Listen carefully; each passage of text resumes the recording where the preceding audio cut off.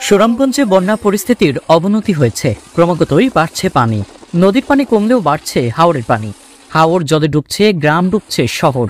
বাসাবাড়ি ছাড়ছেন লোকজন, অনেকেই আশ্রয়কেন্দ্রে উঠেছেন। লাখ লাখ মানুষ পানিবন্দী হয়ে পড়েছেন ইতিমধ্যেই। সংকট তীব্র হচ্ছেন। উজান থেকে নেমে আসা পাহাড়ি ঢল ও ভারী বর্ষণে এ পরিস্থিতি সৃষ্টি হয়েছে। সুরমা নদীর পানি সুনামগঞ্জ পৌর শহরের 16 ঘর পয়েন্টে বিপদসীমার 42 সেন্টিমিটার উপর দিয়ে প্রভাবিত হচ্ছিল। তেঘরিয়া, বড়পাড়া, পশ্চিম হাজিপাড়া, কালীপুর, মল্লিকপুর, হাছনগর, শান্তিবাগ সহ বেশ কয়েকটি মহল্লায় পানি ঢুকে পড়েছে। শহরের মধ্যবাজার, কাঁচা বাজার বন্যার পানিতে তলিয়ে গেছে। সবকটা দোকানপাট বন্ধ রয়েছে।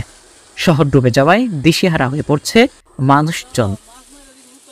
এদিকে ঢলের পানিতে গ্রাম এলাকা প্রবেশ করে বাড়িঘরে হানা দিচ্ছে। গ্রামীণ রাস্তাঘাট ডুবে যাওয়ায় সড়ক যোগাযোগ বন্ধ রয়েছে।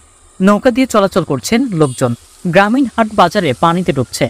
সদাইপাতির বিড়ম্বনায় পড়ছেন বানবাসীরা। জেলা শহর সাথে কয়েকটা উপজেলা সড়ক যোগাযোগ বন্ধ রয়েছে। ভোগান্তি যেন হাওরবাসীর নিয়তি।